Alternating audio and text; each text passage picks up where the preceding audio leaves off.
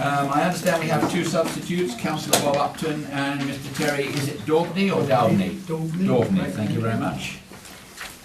Minutes of the last meeting, any factual errors, or may I sign them at the end of the meeting with your kind permission? Agreed. Thank you.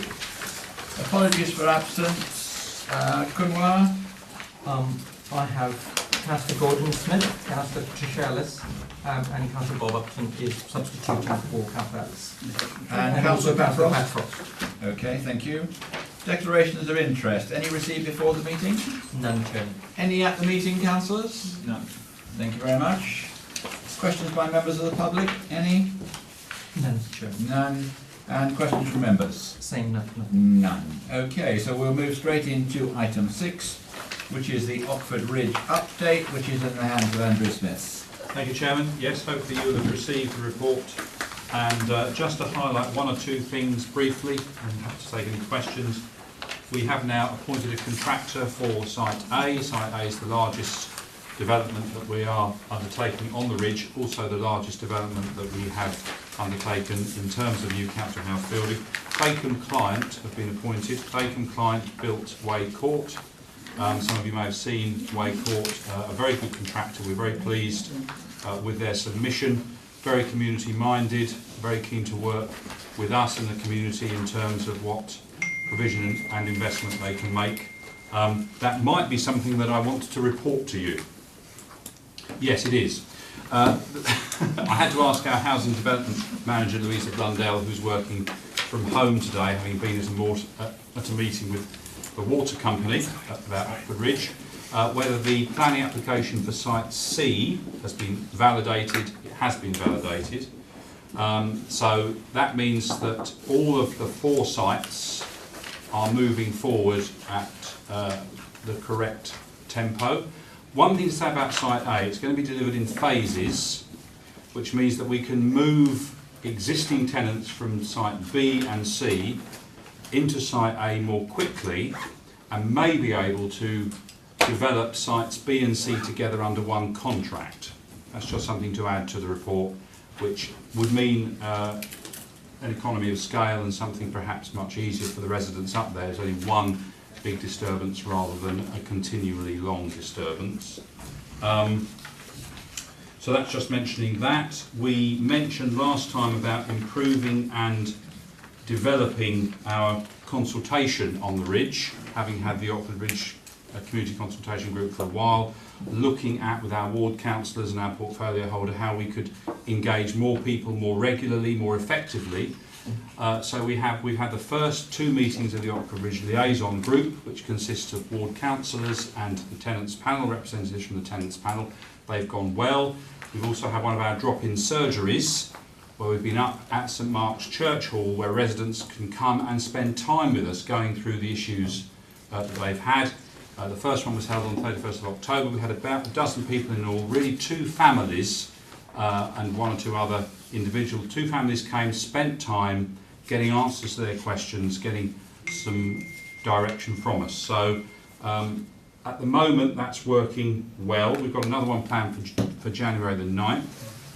There is a Meet the Contractor event for Site A to meet the representatives from Thacombe. That will take place in the new year. It was meant to happen on the 14th of November, but because we had to go through a process where we couldn't actually release the successful contractor by the 14th of November, we had to postpone that. But there will be an event where residents can come and fire all their questions at the contractor, who we hope will take even more care over health and safety and the needs of the residents. We're learning on each phase of development. I think, Chairman, that's all I want to say.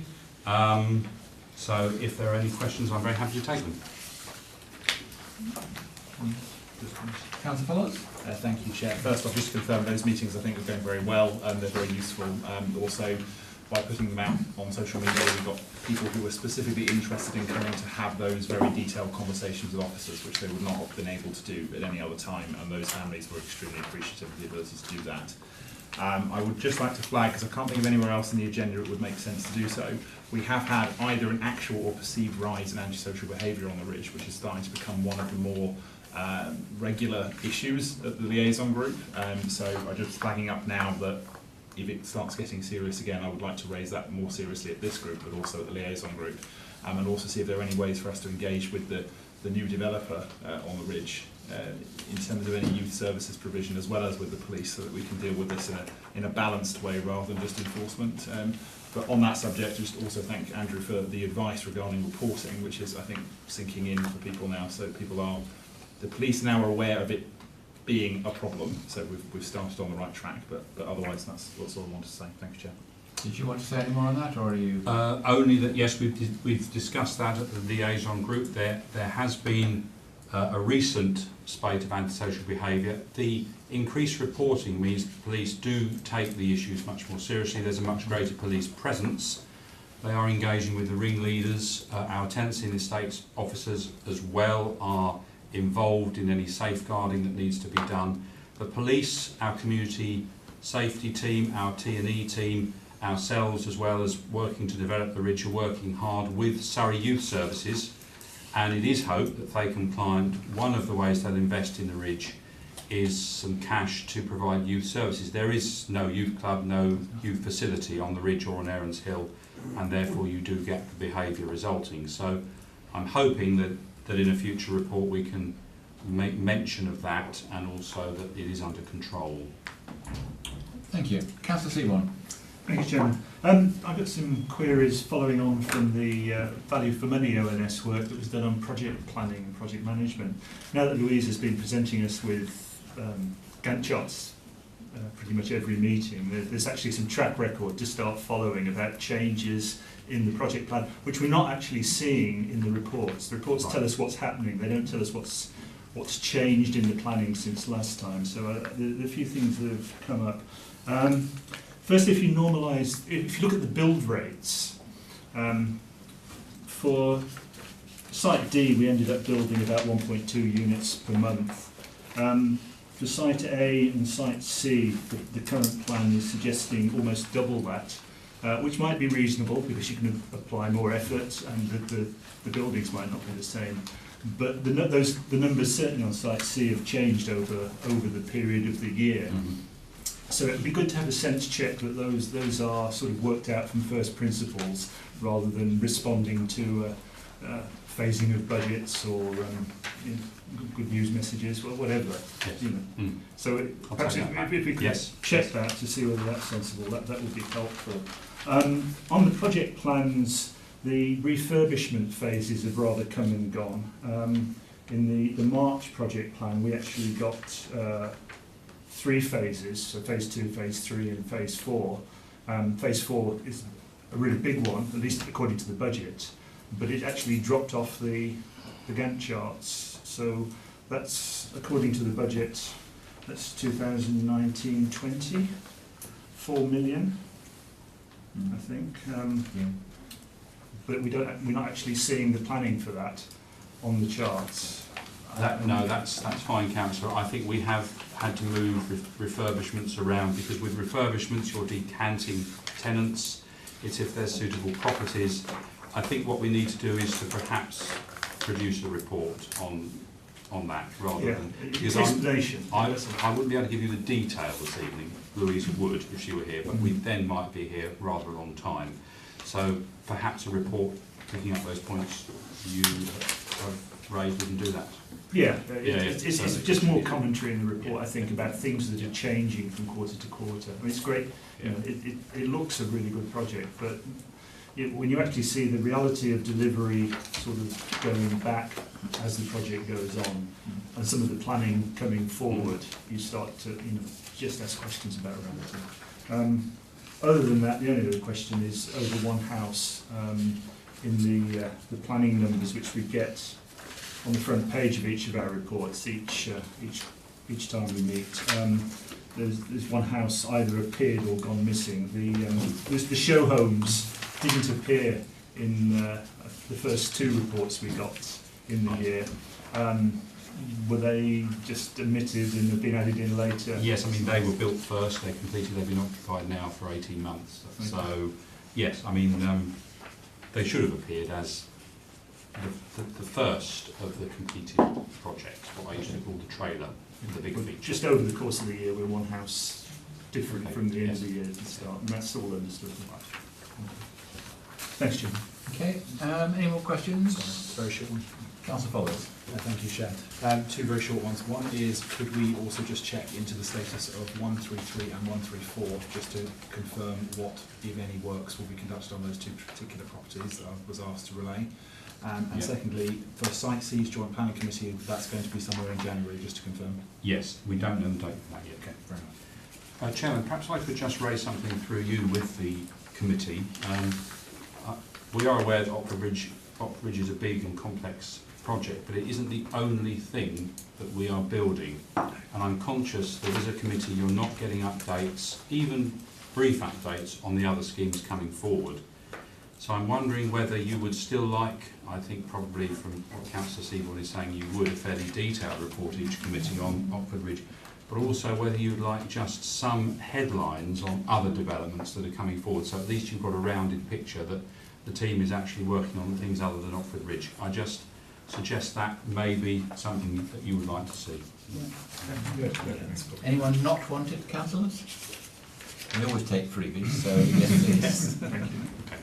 Thank you, Chairman. Okay, thank you very much. Okay, that's item 6 dealt with. Item 7 is in two parts. It's housing performance report. Annalisa is going to introduce 7A, which is really the format that we've all grown to know and love over the last few years. But what she is also doing is she is picking the housing points out of the main corporate report that we get as well, so that we don't end up doing everything twice. So hopefully she will answer all the questions in housing before you even ask them. So over to you, Annalisa. Okay, good evening everybody. So as Chairman referred to, this is the regular update you've had from me over the last probably number of years. And the report I've done gives you additional information out of the corporate performance report, and also some commentary on key areas of interest that the committee have expressed in the past. So you've got a big corporate report in section 7B, but if I refer you to pages 63 to 69, those are the golden nuggets of housing information that we want to look at. So the corporate report also gives a summary of team performance for housing strategy and delivery and housing operations. So it gives you an indication of the range of work that the team have undertaken over the last quarter. We've worked on selecting new contractors, responding to Legionella in one of our senior living schemes. We've hosted a homelessness conference event, and also over the summer we had tenants and summer socials where we were getting more information and feedback from residents about our services. Within the report I've given you some more information about relet performance, which has always been of interest to the committee. 56 homes were relet in Q2 with an overall average of 16 working days. So we've been meeting the 20-day target now for the last 6 quarters, which is really, really good performance. Other areas of interest were 2 performance indicators where we didn't meet target, and that was regarding rent collection and the right first time target.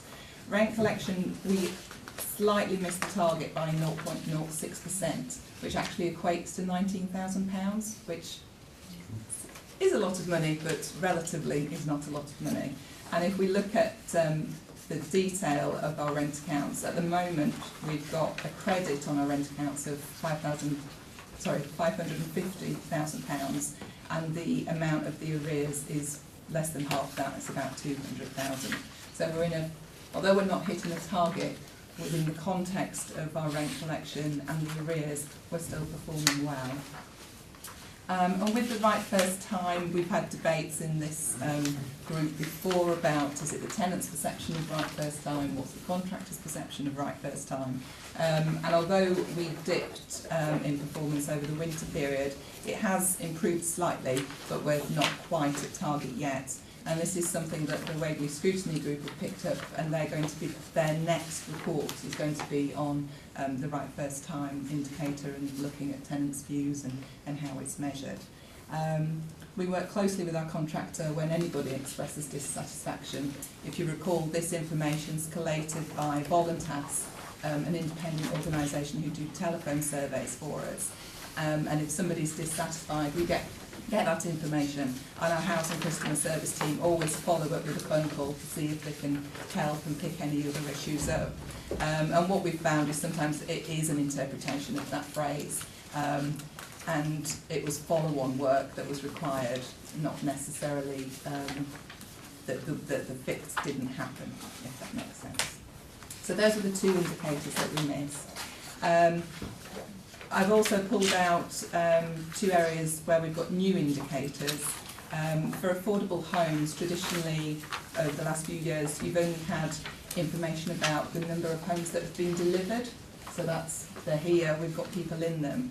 And that misses out quite a journey of work that's done by the Housing Strategy Enabling team. So for this year, we're providing you with information about the number of planning applications that have been agreed in the quarter to deliver affordable housing, and also the number of homes where we've started on site. So this is council homes and housing association homes, and then the number you can deliver. So if you see from my report, paragraph 7, there's a not very helpful graph because it's been a little bit skewed by the planning permission that went through for Dunsfold Park. So you can see in the previous quarters we've been trundling along at about 50 planning permissions, homes on sites and things, but with the Dunsfold Park that's gone really high. So it'll be really nice to watch those homes be delivered in the future. Could I request the tabular data for that instead of the graph, or yes, as well as the graph? Sure, yeah. Thank you.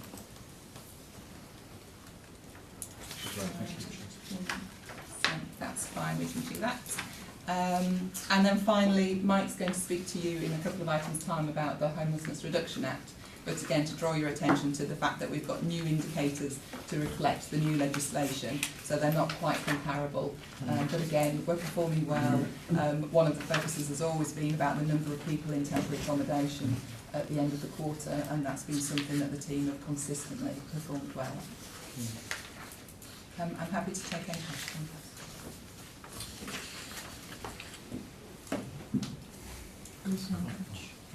I think Liz was first. Liz, sorry, go ahead. Thank you. With regard to the affordable housing delivery, just on the chart there, is it possible also to compare it to how many houses are meant to be being built in each quarter? Is it possible to have a comparison? As in, so there's affordable housing targets within the local plan part 1, isn't there? How many? Okay. So is it possible to see how that's being delivered against that? And with regard to the responsive repairs, you said there was a dip in performance. Could you be a bit more precise? What is a dip? Like, is it 2%, 3%, 20%? Let me have a look at the performance report. So it dipped to 74% in quarter 4 last year, which is January, February, March, and we had that really cold spell. And then it's come back up to 76% in quarter 1 and quarter 2, and the target's 78. So that's great. Thanks. I think that was all. Okay. Thank you.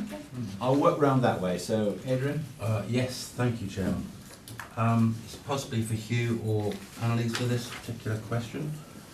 I appreciate it's early days. A piece of transparency, please, on the Mighty's new contract. Sort of public news that Mighty has been bought by Mears, which is seems a bit of an issue at the moment. And also there was sort of £308 million of debt by Mighty, which where was the financial viability check for Mighty? So can you give us an update, please, on this? Yeah, sure. So we've been working with our team and I've agreed I've agreed a statement with Councillor King that she will be sharing with all council members in her portfolio update at the end of the week. So if you're happy for me to just read the statement and then we can take any questions from that. So following the press release last week regarding the proposed transfer of Mighty Property Services Limited to the Mears Group, we are waiting for further clarification from Mighty on the new company structure and how they propose to deliver the new responsive repairs and voids contract, which is due to start in April 2019. We have sought external legal advice and we will be reviewing the position over the next few weeks. A risk of this type was identified through the procurement process and it was mitigated through financial assessments. Extensive financial checks were conducted on all the contractors involved in the procurement bid process and there were no findings that would have justified not awarding to Mighty, who evidenced a strong financial position when those checks were made. Okay. Will I come back? So, well, there are 300 million in debts. I mean, that's not just a few pounds, is it? Mighty, so financial checks could have been done correctly, could they?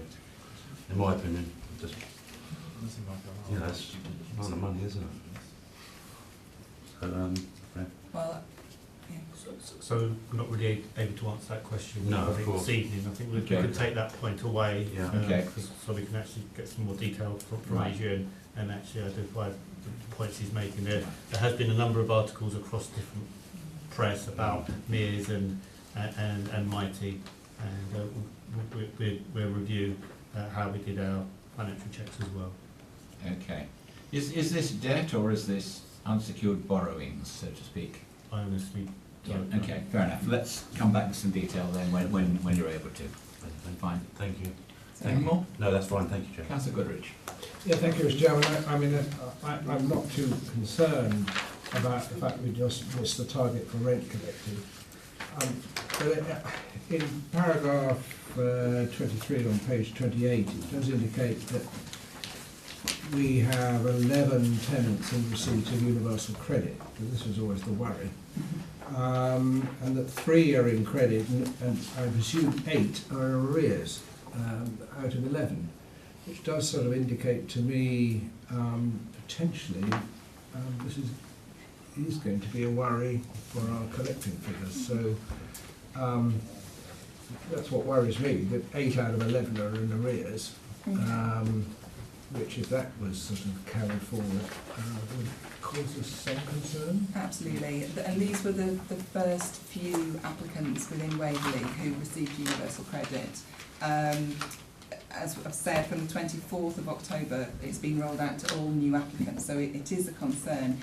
However, with the new rollout, there's more support for claimants. When universal credit first came out, there was no, I don't know what the right word, kind of parachute payment or security payment.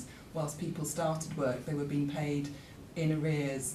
So they were going for 4, 6, 8 weeks without any money at all, whereas that's been acknowledged and addressed by central government that there is more support, and so I think that tap of money is not turned off as quickly. But the rent counts team have all had training in universal credit. We've identified the residents who are at risk where the circumstances change, and we're working really closely with people to make sure that hopefully don't fall into arrears, and where they do fall into arrears, we've got a payment plan in place so that they don't lose their home. Thank you. Councillor. Thank you, Chair. Just to also say that the council did host the house swap event. There was a section on universal credit, and it was actually really useful both for me and for people that I relayed in that direction. So thank you for that. Just going back to section 17 in the affordable housing data. So the first question is there a reason we actually don't have targets in that area? Is it because we don't control the building of the actual property predominantly? I mean, is there just curious as to why we don't have any targets? And secondly, would it be possible also in future as part of this report to have a list of all the developments that have delivered less than or more than the 30% level established in LPP1? Can I refer to Andrew? Yes, thank you, Chair. So, can you remember your first question? First question Why is no why targets? no targets? Why no targets? Because, yes, simply we don't control the build. We can cajole, we can enable, we can bring partners together, we can bring housing associations, recommend housing associations to developers. We don't control the planning process, and we don't control who developers finally marry up to deliver the housing. We could set a target, we might meet the target, but that's not something that's in the council's control. Our work is to enable and try and get as many homes as we can delivered with our housing association partners. Some councils do have affordable housing targets, my previous authority did, but they're not really meaningful. And the second question, whether we can track where schemes are not delivering 30% affordable housing, I'm sure we can do that with our planning colleagues, yes. Thank you. Any more questions, councillors? Okay, moving on to 7B. When the new performance, sorry, before we leave 7A, are there any recommendations that councillors wish to make to the committee or to the executive or to anybody else? Or are you happy with the recommendation that you agree the observations and recommendations about performance and you haven't identified anything other than the areas we've mentioned for future scrutiny? Are we content with that? Thank you. Okay, 7B, there was a lot of debate when this corporate performance report came out between the various committees.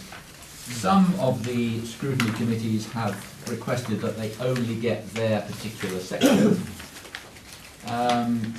Others have asked for the whole thing, and I felt that it was a good thing to have the whole thing sent. I mean, it's much easier for the administration to bung out the whole thing. That's a technical term, you understand. And also, of course, I think it's good for us to see across the board what's going on. That there's sort of rather fierce for information only is underlined there. The reason I put that in, I didn't put it in quite that fiercely, but was I don't want us scrutinising other scrutiny committees, but there are things in that report that people may wish to raise, staff turnover, absences, which are general things, and I'm very happy to take, someone else to take questions on general things, but the idea is that we pull the housing thing all together into Annalisa's report, and we please don't scrutinise what has already been scrutinised elsewhere. So with that caveat, do you want to say anything, Annalisa, or shall we let it roll and see if any questions pop out? I'd only like to say that in addition to what additional information in this report is about the service plans, and historically I used to bring a 6-month progress report to this committee with the list of service plan actions and how we were progressing. This one's giving you a summary view of how we're progressing, and I think we're green in both of those, and also the financial information, but again it's all positive, we're on target, we're in a favourable financial position. So any questions or comments, councillors or any members of the committee? Okay, can I take it then that we have noted 7B? I think, Annalisa, you wanted to pull forward item 14 on garage review to this stage so that officers involved can leave. Is that okay? Okay then, in that case, Beth, the floor is yours. Steph, sorry. I can't read my own writing, which has been a lifelong problem, I'm afraid. So those of you that don't know me, I'm Steph A, the Special Projects Officer in Housing. I started the role in January this year, and my first project, or my aim, was to review the management of housing garage stock and the management of the garages, with the aim to increase occupancy and in turn income. Due to a historic lack of prioritising and ownership of the garages, the full potential of the garages was not realised, and there was a 64% occupancy rate, meaning we were losing a lot of potential income. So I've been looking at the quality and the condition of the stock. I found we've got 682 garages around the borough, over 60 different garage sites. I've been to nearly all of them, and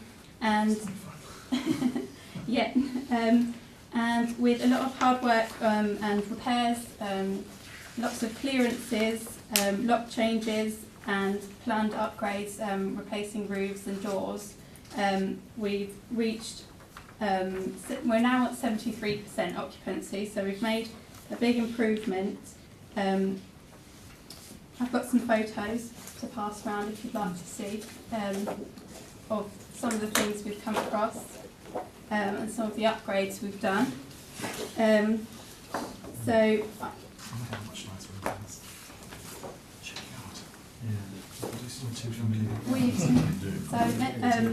we sourced a temporary extra resource to intensively offer out the garages where possible. So since August we've let out 100 garages, that's 100 sign-ups, which has brought in just over £80,000 per annum. The outcomes, we've now established what stock we have, what the condition of all the blocks are, and we're really pushing to maximise occupancy. If we were to let all of the garages, we could reach over £500,000 per annum, which equates to £10,000 a week. So it's quite worthwhile. So my recommendations are to to fix the garage rental charge, as it's increased 26% over the last 4 years. So by fixing the price and focusing on letting the garages and getting them occupied, I think would be more beneficial than increasing the price again. So that's my proposal is to fix the rental charge for at least 1 year, and then to review this again in a year's time when we've reached a stable level. Questions? Councillor follows, and I'll work around this way this time. Very Sorry. I say you always look that way first. My lady on my right meant to look at you. There's a reason I sat over here. Yeah, it's extraordinary. And the third. So my first question was just very briefly, do we need, because I'm going to scroll down this far into the report, how much is it roughly costing to get them into a state that they're worth letting? So I mean, I know we're making quite a lot of money, but at what cost is that? So to date we've spent £100,000. Right. That includes the planned upgrades, so the new roofs, which we've done for 6 blocks. The day-to-day repairs aren't that substantial. No. It's approximately £15 to £20 for a lock change. There are many of the garages have been labelled as unlettable due to water ingress. You know, they're not watertight, but we have identified that it's quite common that this is not a major issue with the roof. It's just simply clearing the moss off the roof or clearing out gutters. So with a bit of maintenance investment. They're good to go. Yeah. The two shorter questions were, what's the terms of lease in terms of how long do people have them for under the current ones? It's a weekly licence. Right. So either the council or the licensee can give 7 days notice to terminate. So they can have it for as long or as short as they wish. Okay. I've completely forgotten what the third one was. But oh no, sorry, the third one was, what are the drivers of the rent increases in the past? Do we know why they've gone up? Is it just because it's gone up with inflation or comparable to other boroughs? I mean, 26% seems a lot. Basically rounding up things, but in line with inflation. Right, okay. And I think we haven't had the analysis that Steph has done to actually come to a proper setting. Yeah, okay. Thank you. Councillor Gomez. Well, coming second, I'm asking the obvious question because, you know, the first thought is it worth doing up the garages? I mean, everyone had that thought, and you've answered, Councillor Follows. I have to say I'm quite surprised at your data. I'm pleasantly surprised, you know. I mean, the only garages I ever see in Farnham are a complete and utter mess, and in fact many of them have been built on, you know, we've decided not to do anything with them. But I think it's like a bit like your second recommendation. We need much more information to know whether or not this is an ongoing success, because there will be obviously an upfront cost, certainly with some of the stuff that's lying around in farm. And we need to have, a lot more information really to have a sort of detailed debate. But well done you. Fancy spending your life going around looking at awful garages. Because I'm amazed at the number of sites and the number of garages. I think we've probably got rid of more than we obviously have. So I look forward to this being a constant thing. I'll tell you the honest truth. I didn't know people still wanted garages other than as stores. And as one of the case studies says, the garages are getting no wider, well the cars are, but I mean they are useful storage places. I mean, how many people sitting around this table actually have cars in their garage? Most people have 101 other things outside, and the car sort of pointing. But no, well done you, and I look forward to seeing the progress of this, and whether or not we've got a good scheme that will actually, as you say, bring in some finance which we can use for the tenants and anybody else. Councillor Goodrich? Yeah, congratulations on a good report. I was just asking the question whether those that are unlet are spread generally over the borough, 1 or 2 here and 2 or 3 there, or whether they're sort of, wrong word, but sort of ghettos of garages which are basically not wanted, or the whole lot are awful. And I was going to ask the question whether we had any statistics as to how many are actually occupied by cars as distinct from furniture and belongings. Whether we are providing garages or whether we're providing store sheds. So your first point, there are vacant garages all around the borough. However, in central locations where you'd expect them to be most popular, in central Godalming or Farnham, those are popular and are taken, whereas in, for example, Hazelmere, there's on one particular estate there's 70 garages, so there's a lot concentrated in one area which we're struggling to fill. It just varies in area across the borough. And your second point, how many cars could stick from furniture? I think the majority of people that apply are not keeping vehicles in. We've had quite a few people wanting garages for motorbikes or even mobility scooters. Some do keep cars, some are big enough for cars, but I think the majority of older historic licences were unofficially for storing items rather than vehicles. So to address the issue of garages not being big enough for vehicles, we've now changed the policy to allow for storage. So it's opened up the market more, and we have had a big influx of applications from people who are wanting more storage. So, so clearly by letting more garages we aren't necessarily relieving the sort of parked cars around estates. Only slightly. Only slightly. Adrian? I've got 3 points really. Is there any consideration actually reducing the rent to make them more affordable in certain areas, like you suggested, the least lettable ones? And when they become 100% occupied, so to speak, you could adjust the rent upwards then. Second point, lighting. There's no lighting in these garage areas, which is a serious security risk, I think, for parking your car potentially.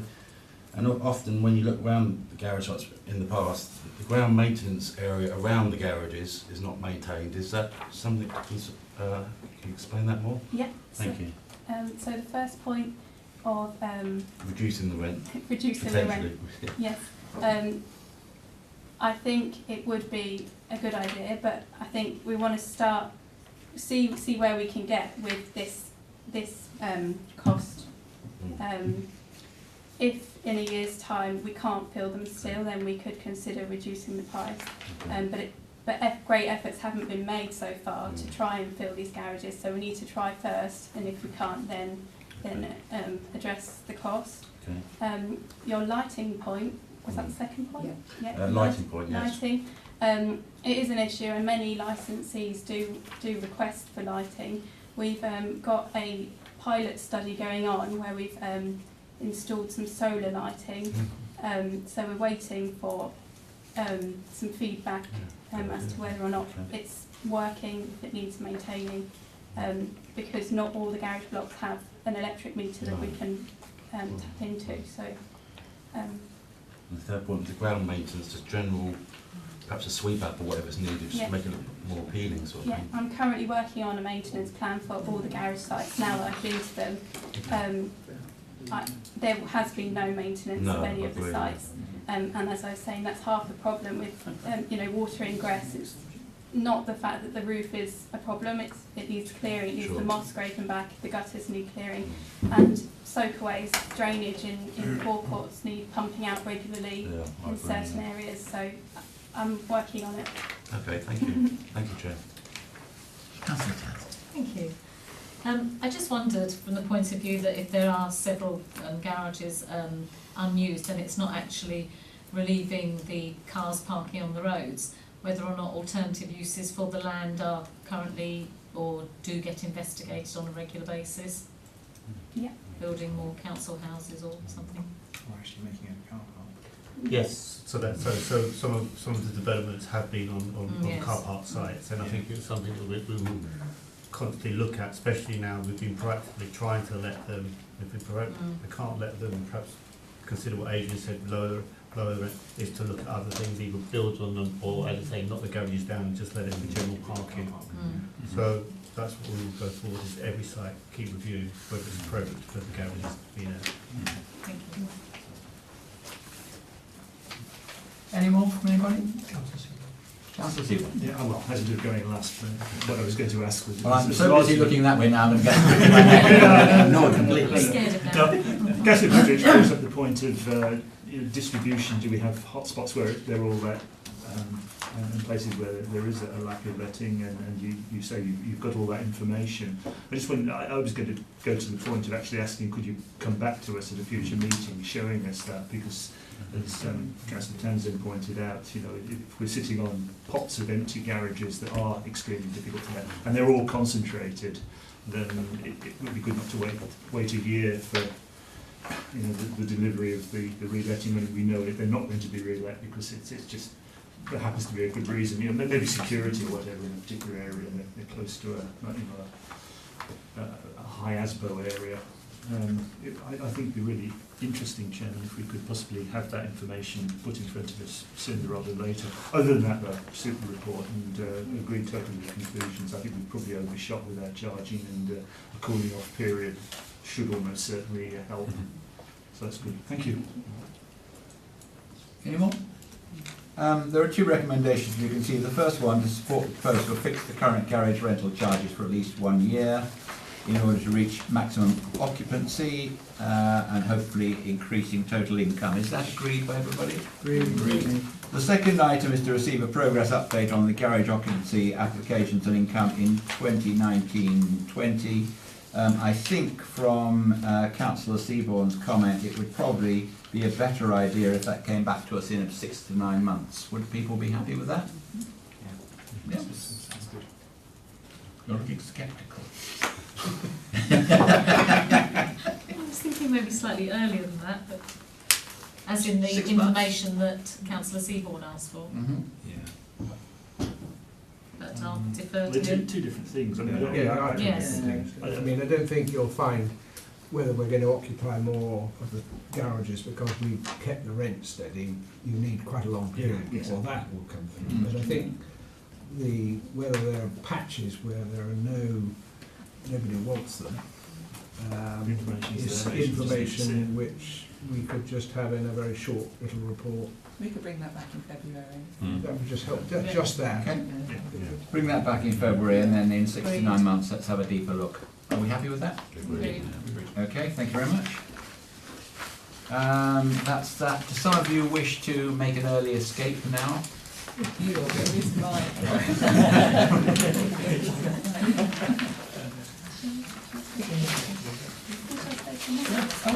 Okay, we'll now move on to item 8, which is health inequalities. This again is something that has been through another overview and scrutiny committee, is it not? Yes, it has. So I brought it here for information. Did you want to say a few words? I was just going to give a little bit of context, Chairman. Please.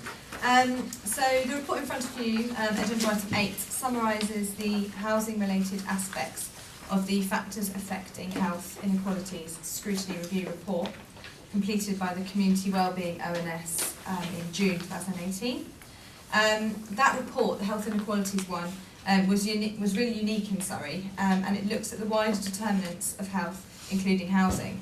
As the report indicates, the Health Inequalities report, 70% of what we do as a local authority affects the wider determinants of health, and obviously housing is a vital component of this and what we do as an authority. So you may have noticed in the last month the Secretary of State for Health has published a paper on his vision called Prevention's Better Than Cure, and indications are that the NHS 10-year plan, which is about to be delivered in the next couple of months, I understand, will also emphasise prevention. Within the context of this wider health agenda, Waverley has the opportunity to work closely with our health colleagues and other partners, such as Citizens Advice Bureau, Surrey County Council, housing associations, to help our tenants and residents in the borough live healthy lifestyles. The committee might be interested to know that as a result of that report, the Health Inequalities report, the executive has agreed to include a health in all policies assessment, meaning that every policy the council writes will need to consider how it impacts or deals with the health of our residents, so much like we already do equality impact assessments. Finally, the Task and Finish group heard a lot about housing issues that affect both tenants and residents, and the recommendation is to note the report and recognise the important link between health, wellbeing and housing.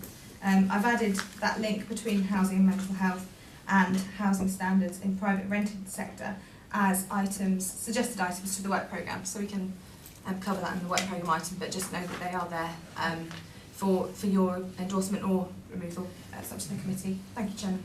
Comments, councillors? That's a good reason for a change. No, this is... Chairman,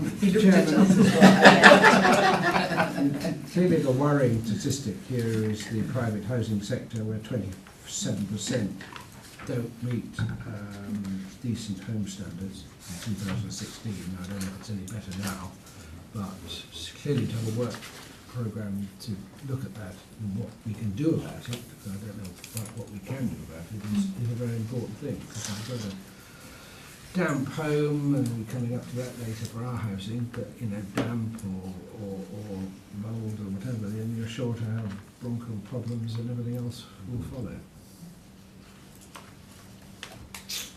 So yes, it is something we should look at. Whether we have much control of it, I'm not sure. Councillor Follett? We also whether when we're in planning committees we can actually put these sorts of things in conditions, or whether if we refuse an application because we're sticking to that particular question, whether it has any right of appeal that's got any merit. So I think we should definitely be investigating what we can do about that. But also it is a case that I think what a lot of, we'll get to the damp later, but a lot of people I think are having severe issues now regarding the state of their housing and their overall health. So I think it's really good that we're actually considering this and doing something about it. So yeah, I heartily endorse the recommendations. Thank you. Anyone? I was interested to see on page 76 about the HMOs, and that the number of licensable properties has increased to around 90. It would be helpful to know what it had increased from to around 90, so that we would know what the percentage increase was. But from the HMOs, because they have to be licensed, does that help at all with ongoing reviews and checking that they are in a reasonable condition, or kept in a reasonable condition? It's a question for Andrew, probably. He was looking like he was going to feel it. Thank you. Thank you, Councillor Townsend. Yes, it's increased by about 50. So we've had about 50 applications for new licences since the legislation came into being. Those licences last for 5 years. So at every 5 years the property will have to be re-inspected and the licence renewed. We've got officers going out to conduct all the inspections before the the licences are issued will be taking place from now until about the end of January. But the licence is a 5-year licence, and unless anything is raised to us by either the tenant or anybody else living in an HMO, we wouldn't inspect before the licence is up for renewal. Take the lady on your left first.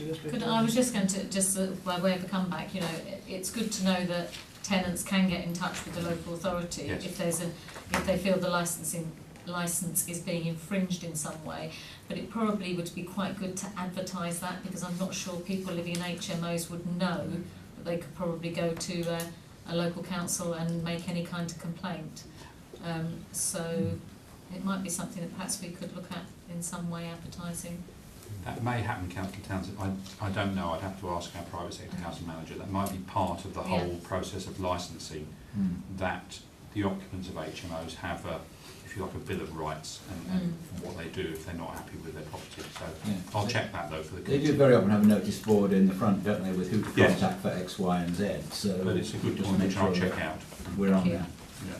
Councillor Kelly. Thank you, Chairman. What I was going to say was that it's the one down from the HMOs. I mean, the HMOs are licensed. But what we have in Farnham is an awful lot of crammed in normal sort of houses. They're not the tall ones, the normal HMOs we have in Farnham. And they're the ones that are not regulated in any way, and the ones with issues, because every single space has got a human being in it, as it were. They don't have any rules. And if you've got a 3-bedroom semi and you squeeze 5 or 6 people in, that's really, I think, a problem.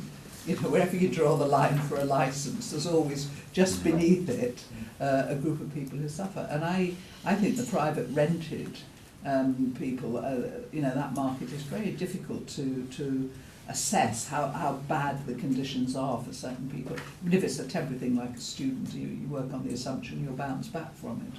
But if it's not, if it's a more sinister, if you like, group of people living in one house, then you no idea what all sorts of problems. And there are huge problems associated with housing. I mean, everyone knows, it's just common sense that if you live in a nice house with a brightly coloured painted door, you smile, and if you live in a dump. And the reason I say this, I started off my teaching career in a primary school. I never did primary, it was just the university sent you out to it. And I asked the children, these were little tiny things which I had never taught before or since, and I said, now you should go and I want you to paint me a picture of where you live. And the pictures came out and they were all dull, they were all grey and brown, there wasn't a hint of grass. It was a real wake-up call to me. And I said to them, well, where's the colour? And they looked at me and I thought, there isn't any colour in your world, is there? And I went down the streets afterwards to see it, and they were just dreadful, really, really dreadful. Hopefully they've all been knocked down by now. This was in Nottingham in the 60s, 70s. But, it is so, when we're building homes, we've said this before in here, we want them to be of a certain standard, because there is no question that if you're living in good accommodation, you're not lonely, you're not suffering from damp, you have a better chance of enjoying your life than if you're worried by these health issues, or just, as I say, just terrible conditions which just add to, I'm not going to use the word depression because it is overused, but certainly to, not making you enjoy life as much as you should. And one of the things we have to do, and we're doing this, or trying to do it desperately hard with Farnham, is get people out of their homes, whether they're nice homes or not, so that at least they know there's a world outside there when you're living. But I do think there's an issue, of sort of hidden, if you like, loneliness and deprivation in that private rented market. I think it's something we should be aware of. Just to say, Chairman, if I may, that there's been a whole raft of government legislation on the regulation of private landlords that's been introduced over time, and it might be useful for the committee to have a look at that. And Simon Brisk, who's been in front of you before, can come and just perhaps present a briefing on it.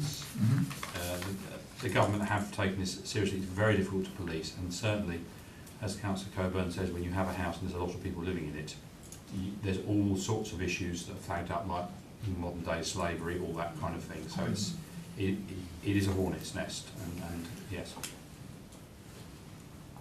I'll come to you in a minute. Sorry, I'm frightened of these ladies. Me too. Is it okay to move on slightly into the work on the housing options, which is a huge concern here, is on page 76 there, is saying that 37 out of 76 cases that the support team dealt with cited domestic abuse as the primary cause of their housing issue.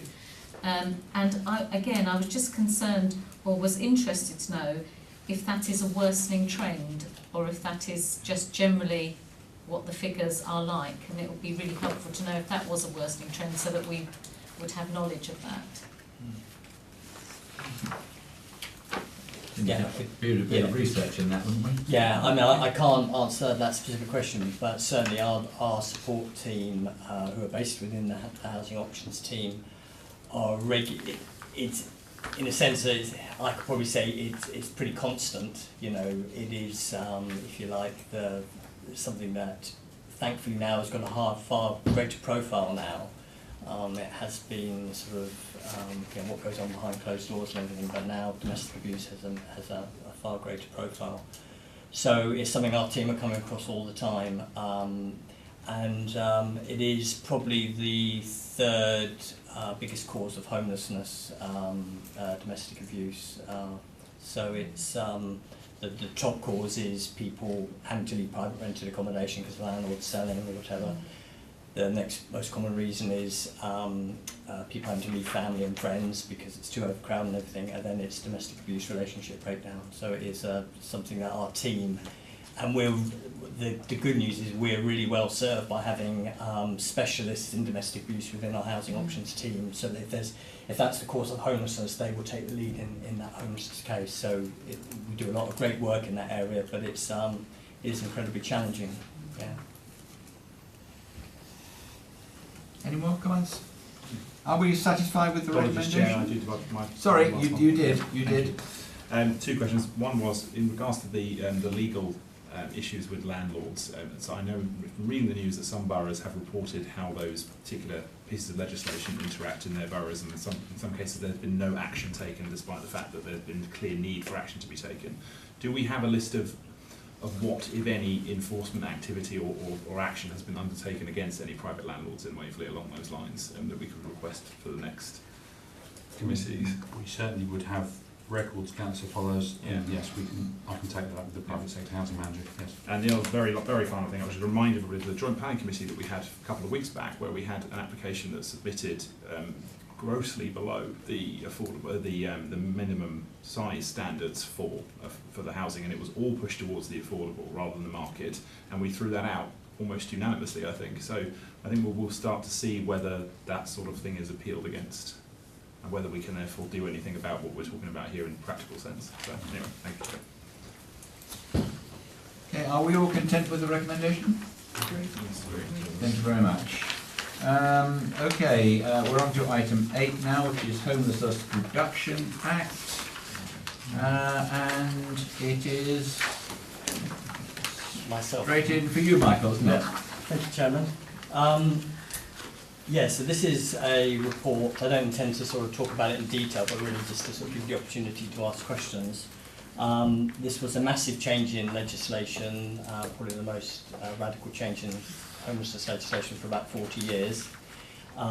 It's called the Homelessness Reduction Act 2017, and it gets a bit confusing because I know we're used to hearing HRA for Housing Revenue Account, and this is the Homeless Reduction Act 2017, so apologies for any confusions on that.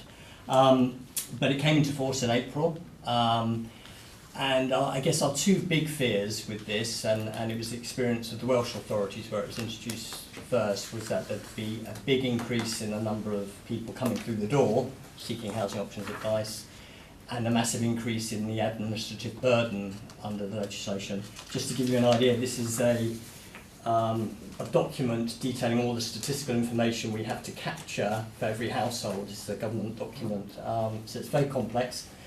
So thankfully, numbers through the door, we have not seen a massive increase, so that's really good news, but the administrative burden of it is a real issue for us, to the extent that we have had to use some of our government funding to get in a part-time additional resource, housing options coordinator, to help us with this. So it's a massive change, but the good news is we've always had an excellent record in preventing homelessness, so it's not new to us doing this, it's just the admin that comes with it, which is the challenge, so it's resourcing it, which is the real challenge.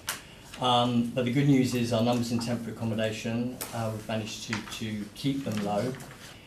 And how we've managed to do that is aware of this legislation and the fact that we were going to get some government funding, was that we've been investing particularly in supported housing vacancies.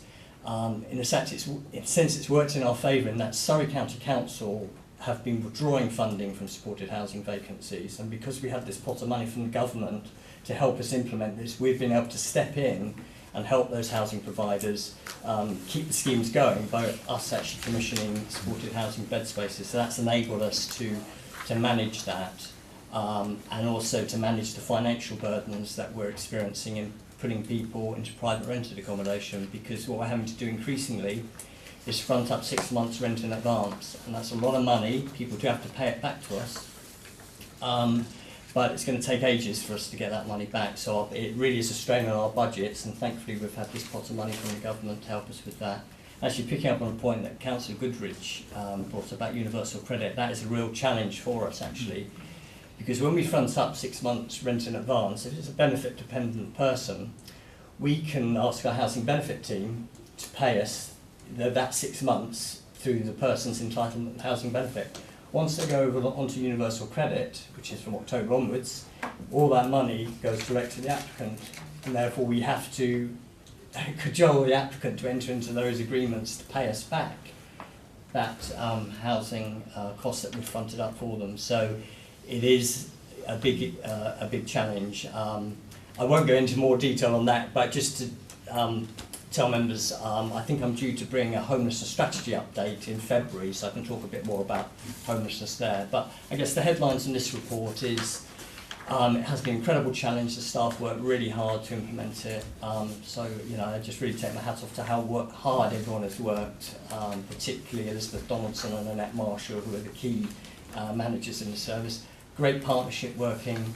So far, so good, but you know, I think the challenges are ahead, partly because of the government funding, because we don't know if that's going to continue beyond 2020, and also I think the challenges of universal credit. And again, our support team and our options team are spending more and more time helping people navigate that, because a lot of the clients we deal with, it's a minefield for them. You know, it's so difficult for them to engage with an online process. They're very vulnerable, chaotic, and we're having to help them through that process. So it's not without its challenges, but it's so far so good, I guess is the summary. I'm happy to take questions. Councillor Kirby? Thank you, Chairman. Can I just say, I think it's remarkable what you achieve. I always have thought it. You know, given the amount of homelessness we hear about the whole time, you know, the way you deal with it in the borough is really very good. And I think it's remarkable. The question I really have is how much of all that admin and statistical data actually helps the householder, and how much just goes straight to government to be published on the MHCLG. I don't know whether anyone's been on this website, but every day they have, you know, a raft of things that are all words, wonderful documents, you know. What a waste of money some of them are. And I just wonder how much of what you have to record and send back and all, however many pages you know, is actually of use to the people concerned, because I hate wasting money on admin when it's not benefiting the people you're working for. I absolutely agree. I think it is very challenging for officers, because we're having even just to triage someone just calling in can take 20 minutes just to get the basic information about ethnic identity and the household makeup and whether they're in work or not, and so it does take a lot of time. In terms of the data, even the government are really struggling. They haven't published the first quarter's data yet, partly because a lot of councils haven't been able to submit it, because although we've all invested in these IT companies to try and grapple with this, it is incredibly complex and not all the councils have submitted the data. So in theory, we should have had this data published. It should have been published in December. I'd be very surprised if it is.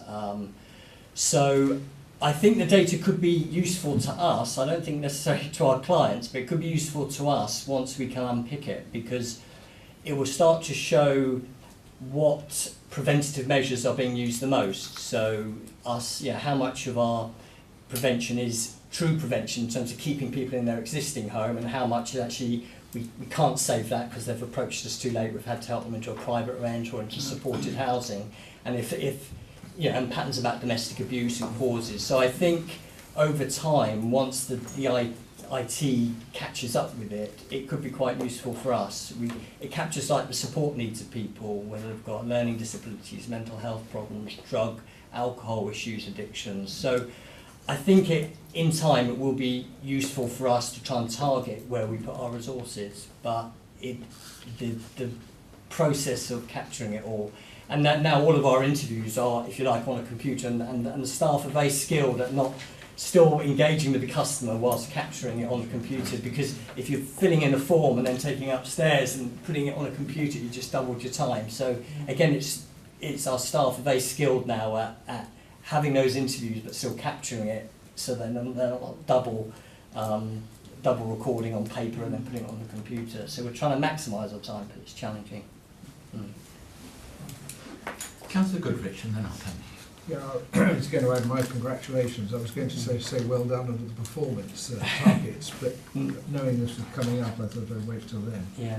I mean, it's been a massive task, and I think it's Waverley's preparation, which you outline on page 80, that largely helped the situation. So, it's not by chance that, we haven't had a problem. It's because of all the work we've done. Yeah. I mean, what is... You say the launch of duty referrer in October could result in increased presentations. This is public bodies referring cases to us. What sort of public bodies are there? And have you noticed anything since October came and went? I mean, we have.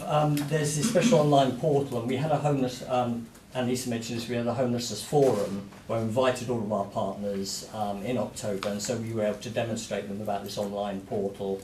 So again, thankfully, we've only had a handful of referrals, and they're generally from the DWP, the Department of Work and Pensions, so people that go in concerning universal credit and their benefits, and then if they flag up that they're about to be made homeless, they can do a referral.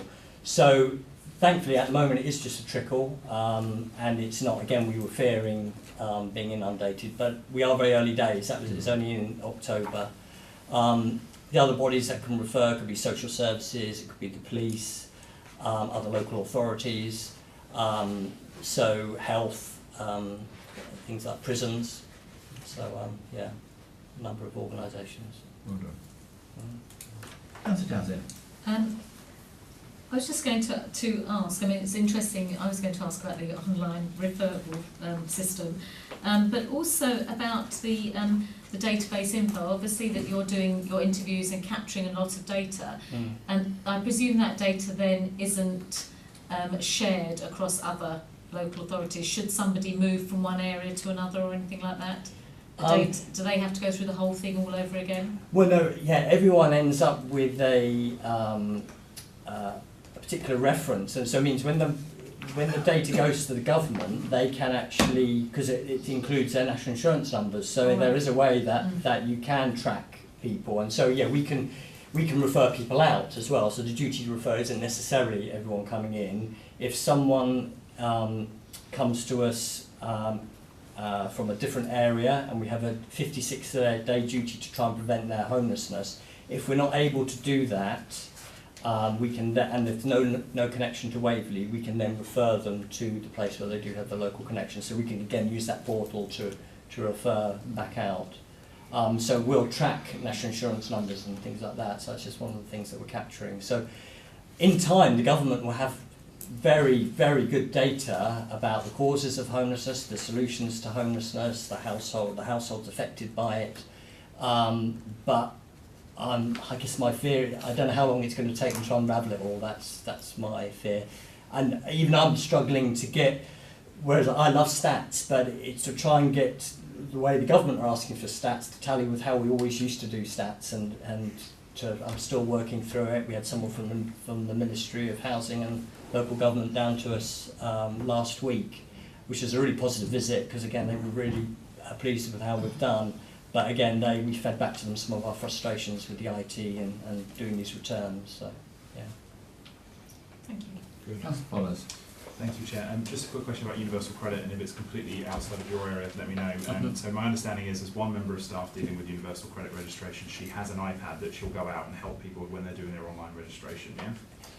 Yeah, I can correct that a little bit. Yeah. Oh, yeah, because I think what you're referring to is for council tenants who have a welfare, Yeah. But obviously a lot of our people claiming housing benefit are in private rented accommodation, and we're helping people. So we also are, within our housing options team, we're also supporting people through universal credit on that. Second half of the question then, if you've got in the scenario where obviously then you can't, so you used to be able to take it directly from housing benefit, which I assumed was a fairly efficient process that didn't take very long. Yeah, if you're now having to effectively negotiate this with individuals, firstly, if that individual is not medically or in any other way competent to enter into such negotiations, how are they being protected? And also, if they don't deal with you quick enough to do, what are the consequences? Can this process break down and they become homeless purely because they're having to negotiate this with you rather than it being taken directly? I mean, are we going to have an increase in homelessness or otherwise vulnerable people put in jeopardy because of this? Yeah, I mean, I think the first point of call is that customers are expected to self-serve. So that's the expectation from the DWP, that they will self-serve, go to the job centre to get the support they would need. We have employed the welfare benefit officer within the landlord side to sort of help those that are less able to self-serve. To be fair, the DWP do also provide additional support, and one thing that we're going to tap into more is they can sometimes do home visits to actually help people. And the other thing to flag up with support is the government have announced that from April 2019, citizens advice bureaus will be receiving a grant to provide support for to help people struggling with universal credit. So that's good news, but again, that's probably only going to be enough to employ one person. But it's equally money to fix a gap that was created by the policy. We're going to I know, but at the same time though, is everybody who you're now going to have to negotiate going to be capable of negotiating that quickly enough with you to not be made homeless by the fact that it's now not an instantaneous transfer?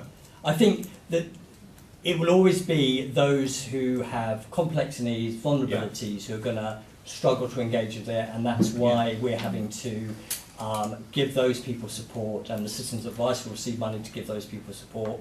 Elaine on the landlord side will try and give those people support as well. We won't really know until there's the full which is what I'm worried about. Yeah, I mean the good news is it is a sort of drip. It's where people's circumstances change. But that's only because we're fortunate by the demographics of Waverley. That's the case. Yeah. Sure, it must be happening elsewhere. In other words, we at the moment there may be vulnerable people that fall through the gap. Is what unfortunately seems to be the conclusion. Unless I've misjudged. You said that. Well, no. What I'm saying is we're aware that there is a danger of that. The council's trying to do our best as much as possible. But I think it's important to realise this isn't just, and that's why I'm really glad Councillor Goodrich raised this issue, but it isn't just an issue with council tenants, it's an issue for all the people we deal with. And as I say, my team just since October, the time it can take like 2 hours for the customer to try and help them get their government ID, get them to go online, make the claim, and we need to support them that because we're putting them into a private rent, so it's in our interest that it works. If they don't get their benefits in place, the landlord won't get the rent, and as you say, they could lead to homelessness. So that's why it's in our interest to try and help them as much as we can. Councillor Seaborn. Thank you, Chairman. I'll just add my congratulations to those that have already been put forward and the outstanding work that continues to emanate from your team. I sit on the Audit Committee, and the Audit Committee gets to approve the annual accounts, and one of the issues that the external auditors raised this year was around definition of just the detail around debt write-off. So in paragraph 13, your last sentence there says that in reality a proportion of the debts that we're going to incur, the people we're helping will incur will have to be written off. Can you just give us a very broad order of magnitude? Are we looking at thousands, tens of thousands, or worse? No. Is it something the Audit Committee might have to worry about?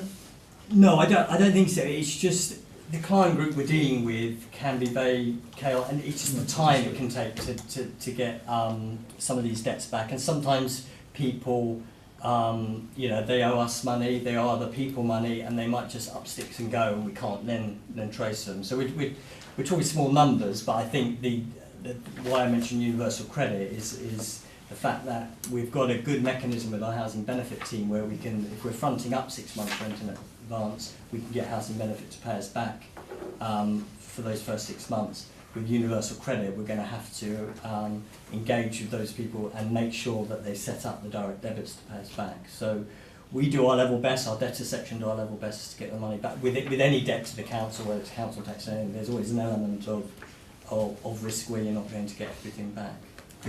That's all. So I think the key thing out of that was just small numbers. Yes, yeah. That's the important thing. Yeah. Thank you. Any more? Okay, the recommendation, I would suggest we amend slightly that the Housing Overview and Scrutiny Committee note the contents of the update report and congratulate the officers on the work done so far. Yeah. Are we content with that? Yes. Thank you very much. Okay, the next item, item 10, is from the Waverley Scrutiny Group, and I think at least 2 of you wish to disappear, and then we can probably give you a comfy chair at the end of the table where we can...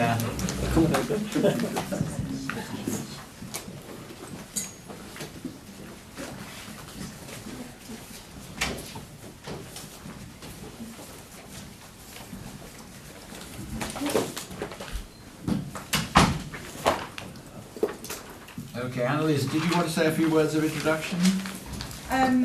Yes, love to. I'd like to introduce you to Kat Wright and James Remnant, who are members of the Tenants Waverley Scrutiny Group. They've been working on reviewing our mutual exchange policy and process, and they created a report that was presented to Hugh and the Tenancy Estates team leader in September. And I'd like to give them an opportunity to present their report and findings, and then I'll give you information about what us as a housing service have been doing with those recommendations. Thank you. Thank you. Welcome. Thank you, Mr. Chairman. Ladies and gentlemen, I'm pleased to give you this report for your consideration. And I know you've got it in front, and I was actually planning to say, and I will presume you have read it. But everything that's come up tonight, it's obvious that you've all read everything, so we can forget that much for the time being.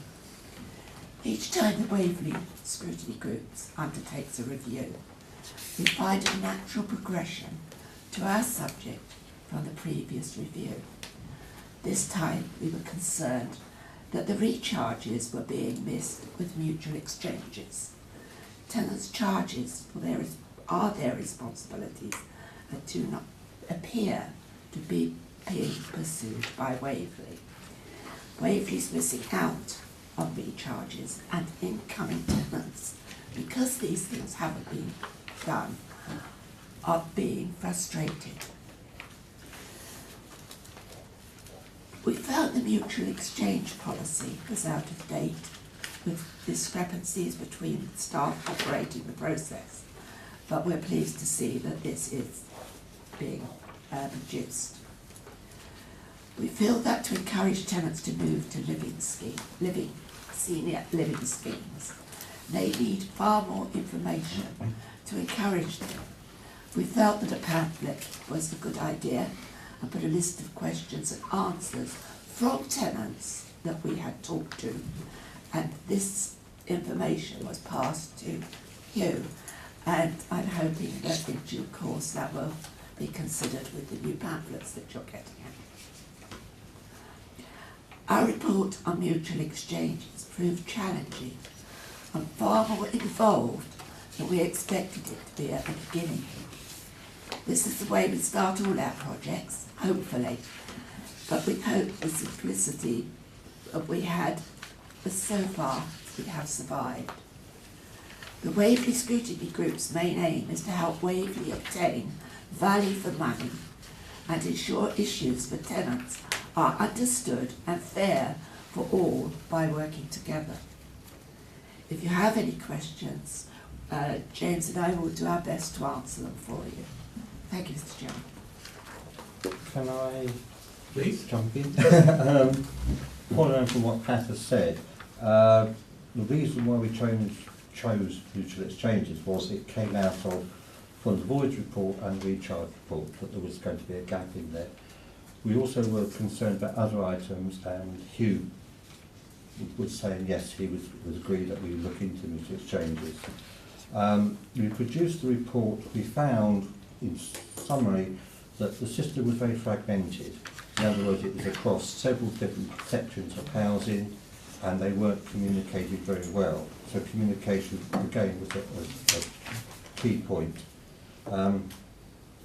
We also came across, again, unfortunately, I think out of the 3 or 4 reports we've had, the IT system does seem to be a question mark with a lot of people. A number of staff said they found it was too complicated, and being given a 92-page manual, yes, I could agree with them on that. And we did recommend that somehow a simplified system was put in place to encourage people to use the orchard system, because others wanted to go back to a Lotus system, which we couldn't recommend because that is defunct now, but they found that a lot simpler to use. We also found, again, there was a lack of any reports that made any sense, or any reports at all really. And again, it's all right having reports, but we want to be looking at reports that actually mean something for Waverley staff, is to ask them the right question and not just accepting, oh yes, we've done very well, but looking and say, well, why haven't we done as well as we should be doing, and what is the issue behind it? I think that's where Waverley should be coming from more than just a report how wonderful we've done. We also put in there, and I know there's a question mark about target dates, we put in the report. We did that to focus the mind. There was no point in us putting in there, take 7 days, because that was too long. You know, we wanted something that was crisp, tight and focused, so you could say, yes, we can't do it within 24 hours, but we can do it in 48 hours. And we're hoping that's done. What happened once we gave the report in, we were given afterwards some information again in the changes to statuses on assured tenancies, and it seems that secure tenants after April 2012 will not be able to keep their secure tenancy if they move on the mutual exchange. It then becomes a flexible one. All we would say on that is we hope that that is going to be highlighted to people in mutual exchanges, that this could happen to them. It's not taken that you've got secure tenancy, you will keep your secure tenancy. So we would hope that would be in the policy document. And I see there was a mention in the draft about it, so that has been picked up. So the policy is in the back here. We haven't had an opportunity ourselves to go through it and pass our comments on it. We could hope to arrange as soon as possible with Annalisa what our thinkings are on the new policy. We were concerned about the website as well. It wasn't friendly by any means. It didn't encourage people to look at it. I mean, I looked at it very quickly. I thought, I'm bored with this after the first 2 lines. And that's why we recommended another site for another council to look at that, just to give an idea of what they're putting forward, to encourage people to look and follow through, and to understand what they have to go through to get to this exchange. The frequently asked questions should be there. You know, what do people often ask the tenancy and association people? What we would like to say is thanks to the staff for their input. I must admit we couldn't have written the report without it. And what we are pleased with, which has been encouraging over the last 2 years, is that staff feel they can talk to us frankly about what their concerns are, knowing that they won't be picked out as individuals, but we will look at it as an overview and get the information passed through, and they see that action is taken. I think that is the important thing with it, that they're starting to see any report that we put forward, recommendations there, and they are being followed through. And that is great encouragement. And also we'd like to say thank you for the response to our recommendations. Majority have been accepted or partially accepted. So that gives us a thinking, well, we haven't wasted our time, is coming forward. And we hope that that information will push forward in the next report, which you've already mentioned. Giving away the secrets on that one. At the same time, could I just quickly say a thank you to Adrian regarding the Mighty Mears. That was from questions that I emailed through. Unfortunately, I missed the date for this, but Kunwa has got a copy of it, and you may want to see what the actual questions were I put in there. In answer to one of the questions there, it did say the average debt for Mighty would be 14 million higher than expected, at 308 million, and that was back in September. So that's sort of, it was an actual debt, not so. But the questions are there, so I don't know if the committee would like to have those questions. But if there are any other questions from anybody? Councillors, I know they're dying to answer our questions, but perhaps it might be better if we let Annalisa come forward with what progress we're making on answering them, and then rather than have questions which is hopefully going to answer for us already. Okay. So we really welcomed the report from the scrutiny group. It's given us a real opportunity to reinvigorate the mutual exchange process. I don't think you found anything that we weren't aware of, but it's just being able to make sure that we're actioning things. So the group came up with 20 recommendations, and we've grouped those together and put them into work streams, themes of communication, our actual process, and then our IT, how we actually managing those applications and information. We agreed 13 of the recommendations, and the 7 remainder ones we agreed in principle, but we just need to investigate the best way to achieve these. It may not be the way you suggested, it may be, but we need to agree that. And I've fed back to the scrutiny group about that, and we've had some good conversations about the recommendations and the way we're going to take them forward. So the action plan is in Annex 2 for you, which is colour-coded into IT processes and communications. And obviously there will be some merge over the themes, but it was a good way to start the ball rolling with officers. We've had 2 workshops where we've looked at communications and the processes, and then we'll be working on getting the IT to do what we want with the processes.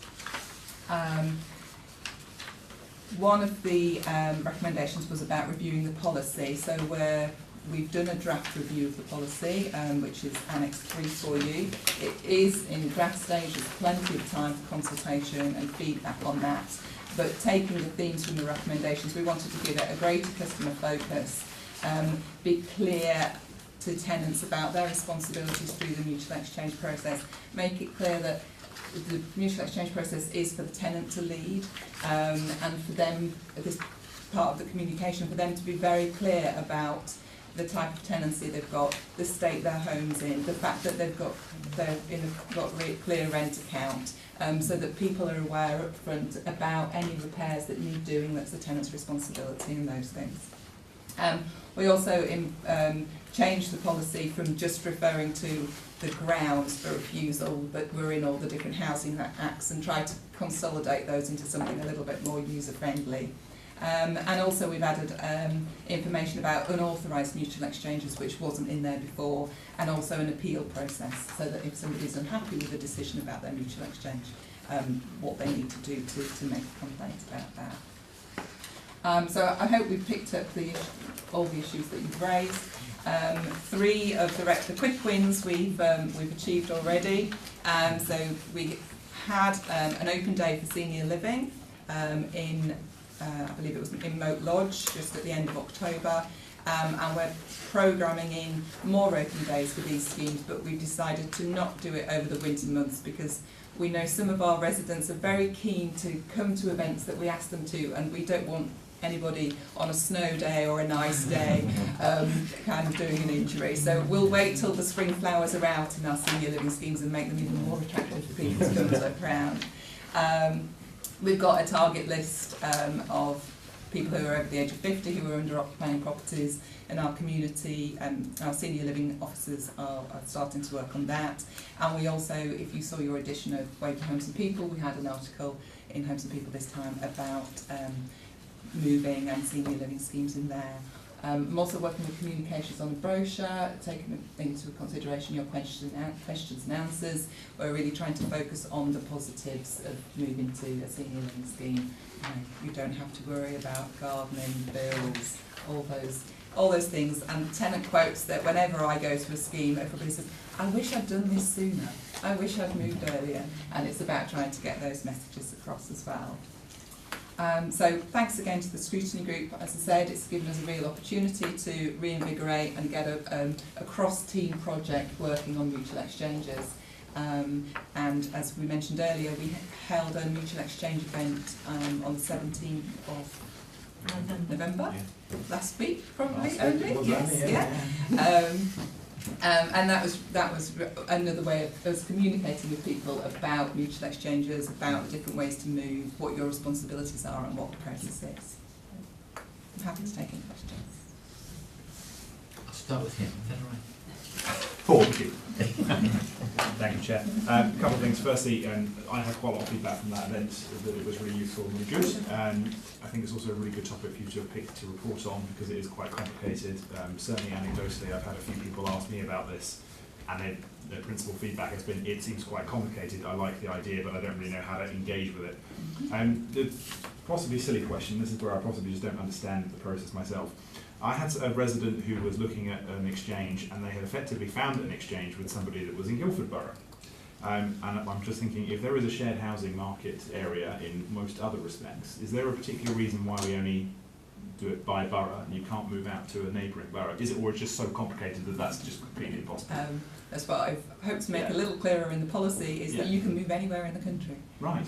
Yes. Okay.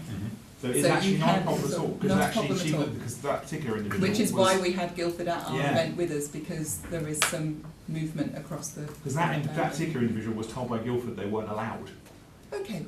I can pass that over, but I'm just saying, so that's the only reason I had that assumption that it was impossible, but I'll let them know that. So any council tenant or housing association tenant provided, they've abided by the conditions of tenancy and all that, yes, they have the right to... I assume the other borough will have a comparable policy that they need to follow, but okay, I'll pass it on, thank you. Councillor Seaman.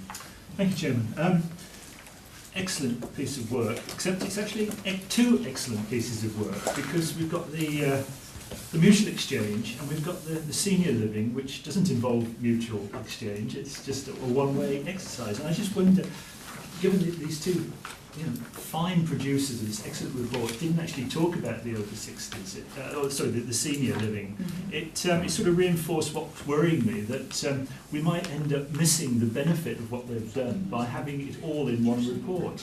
I wonder whether you could get someone who's competent with Word to sort the two out into two separate pieces of work, because 6 months' time, if it all gets filed in one place, we'll all remember about mutual exchange, and we'll forget that a fine piece of work's been done on senior living.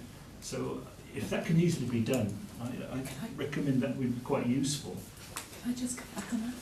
It was part of the objective to get people moving, so that we have the larger properties empty, because a lot of our 3-bedroom properties are occupied by the elderly, and we wanted to help get them into senior living accommodation.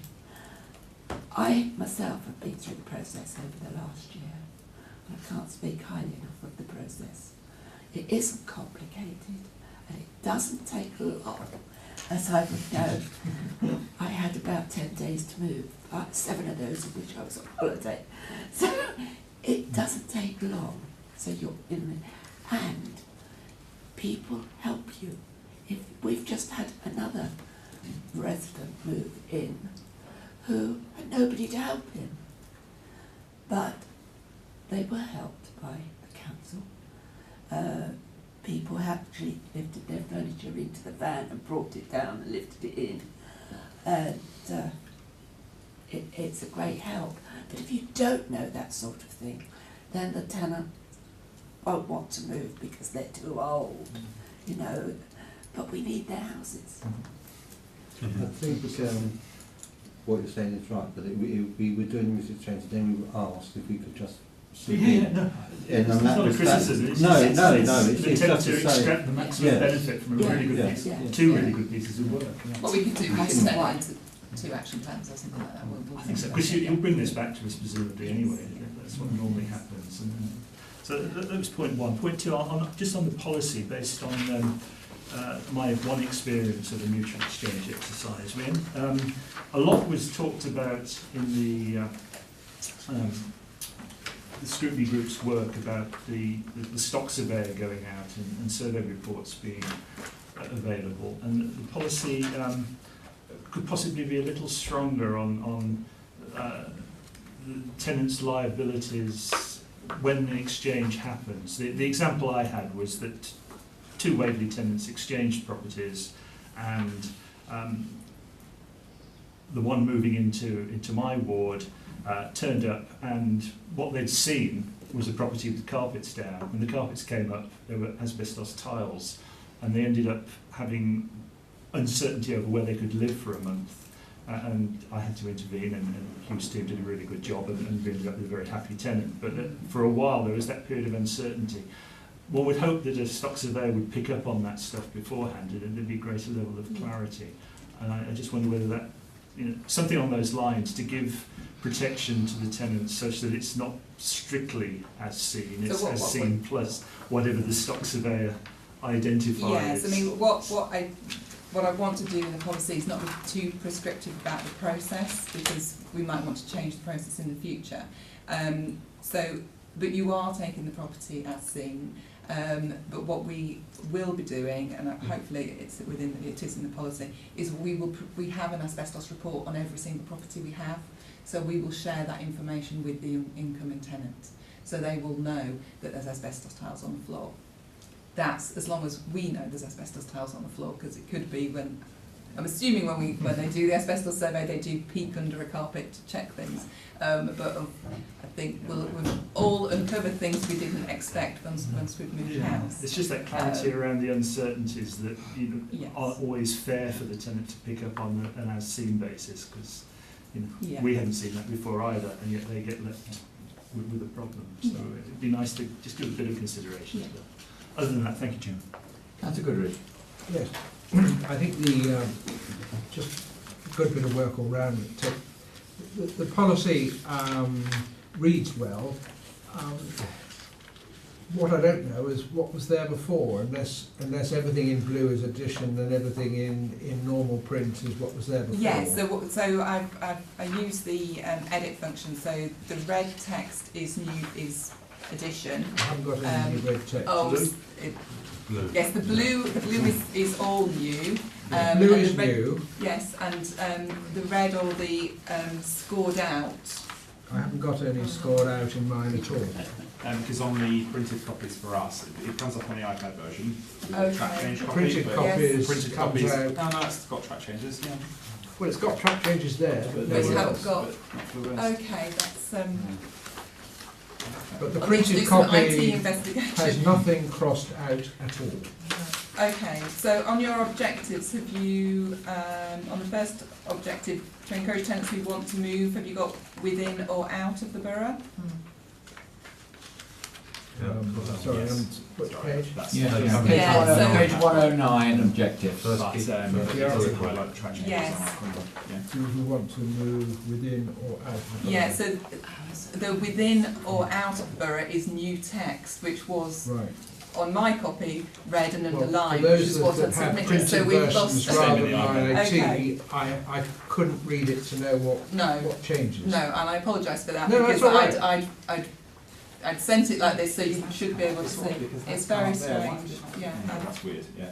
Anyway, it reads well. Okay. I think when it comes back, presumably it'll come back for us, particularly after the scrutiny group. Yes. Yeah. I've gone through it, that maybe I can come back in another slightly different version. And if you I'll could, make it's sure very that clear that that's we have the red colours in it, because my copy's got no red and no underline. Okay. No.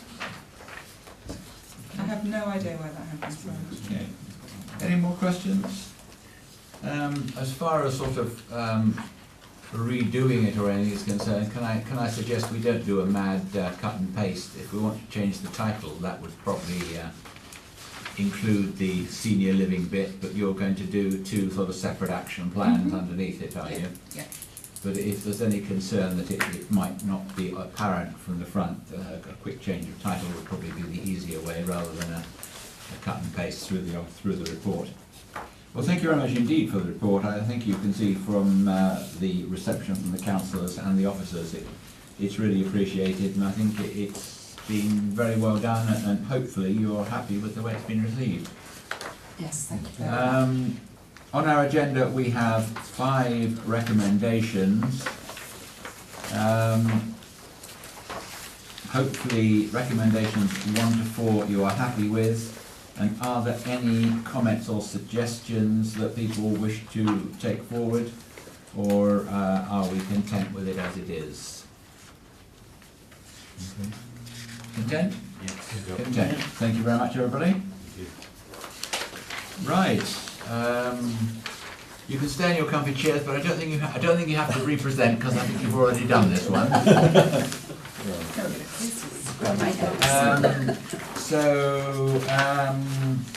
Annalisa, are you going to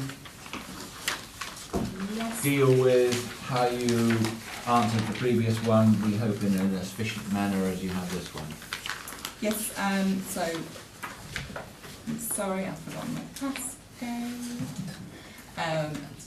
Password 1, 2, 3. So this is just an update from the recharge report, which we've referred to before. So the Waverley Scrutiny Group did a fantastic piece of work looking at the recharge process. I'm pleased to report back that we've completed all the recommendations that were identified, and they're in the action plan for you to see. At the time of writing, we had charged 277 tenants, invoiced 277 tenants, recharging invoices, which was a total of around £52,000, and we've received £14,000 back from that at that point in time. We had some internal resource challenges with the pilot for recharges. So originally the pilot was due to end in September, but we've extended that until the end of March, so that just gives us more time. Now the processes are in place and the policy's there, that we've got more time to implement it, and then we're going to review its success in February, and then make a decision about the future of the recharge officer post, and how we're going to make sure that the recharge policy and the processes are embedded into the organisation. February 19, presumably, rather than February 19. 19. Just to check I've written. Yes, thank you. I like to throw a few in for everybody to make sure you're aware. This to the right. No questions? Everybody content? Are we content with the 3 recommendations? Yes. Sorry. I was just going to ask. I did look at you, honest. I was I like really this. I was did. just reading. You know. I just thank you, Annalisa. That's great. I just wondered, from a point of view, on page 116.7, it was recommended that a progress report implementation of recommendations and details the number of charges and income received was provided to the committee in November 2018. Great. But is there an ongoing item for that? Because I don't think it's one of our key performance indicators. So how ongoing does this committee monitor that, or do you bring it to us like ad hoc basis? Or? As requested. I mean, we could add it as an extra PI to the performance information report I bring you next February, or whether you want an update following the review. We could just provide the performance information, and if you've got concerns, then you can ask for a more detailed report for the next meeting. Yeah, Okay. yeah, that'd be fine. Performance is the easiest, quickest, Lovely. Yeah. cheapest. Yeah. So that would be, again, the amount and the collection. Absolutely. Just Okay, anything else, councillors? So recommendations 1 through 3 are agreed? Agreed. Okay, so we're at item 12, rent setting policy updates. And I think it's Annalisa again. Yes, that's right. So again, this was the report, we brought you the rent setting policy at the last committee. We've taken account of your comments and updated the policy. We've added a glossary to the policy as well to hopefully help with the terminology and make it easier to read. And the committee also asked for information about the difference between average social rents and average affordable rents. So I've included that in the recovery report for you, which makes quite interesting reading about the differences between social and affordable rents. Yeah. Hopefully you're content with the changes to the policy, and if there's any questions about the recovery report. Everybody content? I asked the same question. I'm not quite sure what amendments have been made, because I've just got the policy. I wouldn't know what changes since it last appeared before me, because I can't remember what was there before. No, Yeah, I'm sorry. My photographic memory isn't that good. But I'm sure it's fine. I think they were. Maybe on. It was. We added the. We added the glossary and clarified the types of rent. Right. Okay. And then I think from my photographic memory, there was just a few little sentences to make it read better. Fine. Well done. Yeah, I'm happy with it. Can I just ask a quick question on the affordable rents? And is it just a matter of information, knowledge actually? It's just, I wonder, under the affordable rent setting policy, who do we defer to get that? Who provides us with the sort of rough market rent? Do we just look through the papers or something? just wanted to know where we found out that information. Council Royal issues a Chartered Surveyor's Red Book. Thank you. And so therefore that's what everyone uses, that's the standard, that will appear in a section 106 agreement when affordable rent is recognised as one of the tenures for any affordable housing provision. Those rents will be worked out according to that, and that's a standard across the whole country. Thank you, that's very helpful to know. Okay. We'd like to just... Yeah. Yeah. I didn't think you did. Okay, so if those recommendations are agreed, we're on to the most exciting one on the agenda, which is the damp review. And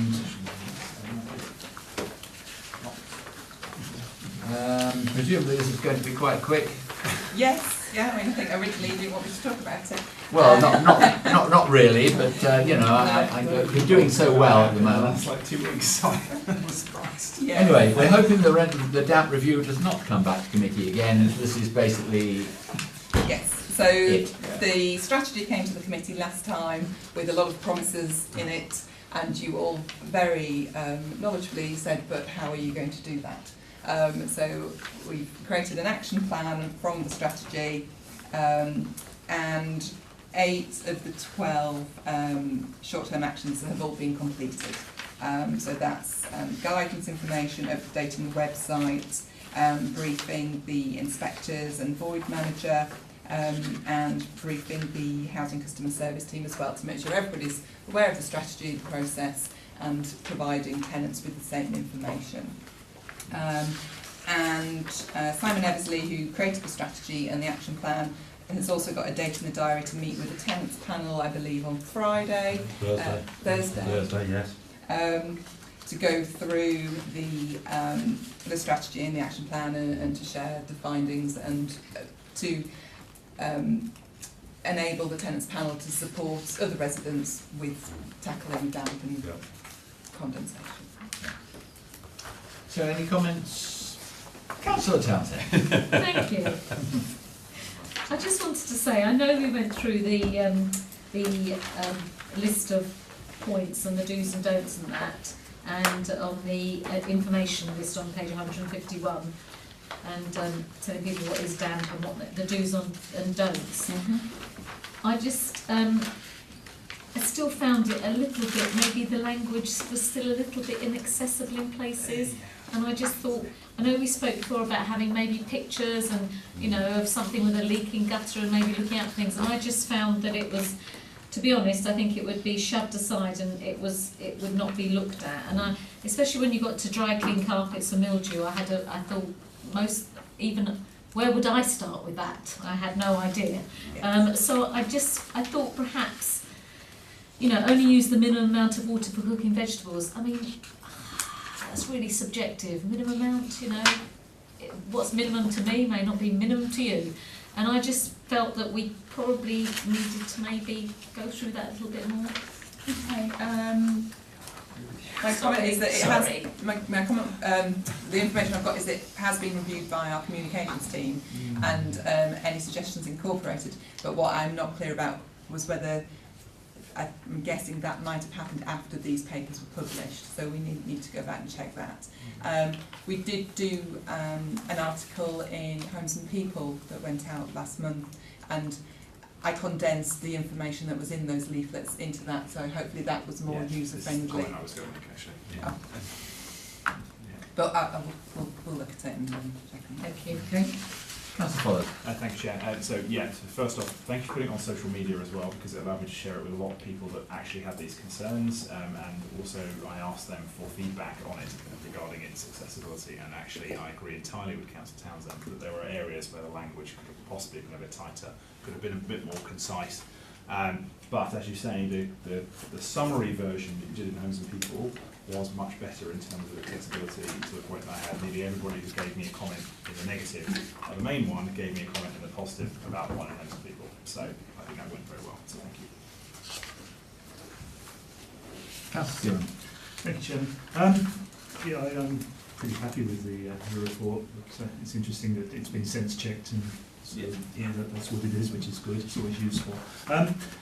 The health outcomes piece of work honed in on warmth and damp, which got me thinking again, because this appeared. And I just wondered, thinking about next generation ways of doing things, because several of us have been involved in the design standards for council houses going forward. Has any thought been given by officers to actual monitoring of warmth? Yeah, I've been doing some research on smart thermostats. And so that's a project we're hoping to take forward probably next year. But again, so there's a range of them, but they will monitor the temperature in the home. We'll get an alert if the temperature falls. It will up or down the thermometer depending on whether people are in or out, and how it will. It's a bit too clever for me, but it'll monitor how long it takes the home to get to temperature and that type of thing. So we're hoping to pilot some of those in the future. That'd be wonderful, because there'll be another design standards review in 3 or 4 years' time, and if we'd actually had some pilot, and obviously it should be easy to target with the most vulnerable people. It's the older people who are in general who are less capable. It would be really good. So it's great to hear that you're thinking about it. Thank you very much. Any more comments, councillors? So very quick one based on that. Actually, I had one resident who was in a minor dispute with the borough regarding the temperature in their property and the fact that it was causing damp or not, and exactly that sort of thing would have allowed that to be dealt with very quickly. So that's pretty good. Thank you, Chair. Okay, recommendation for 13 is on your sheet, so I won't read it out because it's more than 2 lines. But are we all content? Thank you very much. So we're on to item 15, Community Work Programme, which will be led by Yasmin. Thank you, Chairman. So I'll try and keep it brief because this committee has a very good reputation of finishing on time. I just wanted to say, Councillor Goodridge, in response to your point about the changes made to the rent policy, if you ever want to see suggestions that this committee has made, recommendations or outcomes, they should always be in the tracker, which is section C of the committee work programme. So hopefully that helps answer your question to some extent about that. It does sort of detail some of the things the committee the changes you wanted to make last time. So hopefully that helps there. So you can see on pages 166 to 67 what we've been looking at this evening, November agenda. I did want to let the committee know that in January there will be a budget special. There normally is in January budget special sort of in preparation for the next budget year. This time it will be chaired by the Value for Money Customer Service Committee. All ONS members will be invited, so you will receive an invite, and that's Tuesday the 22nd of January. So there won't be in short, there won't be a housing ONS in January. There wasn't one planned. There won't be one, but you will be invited to the budget special.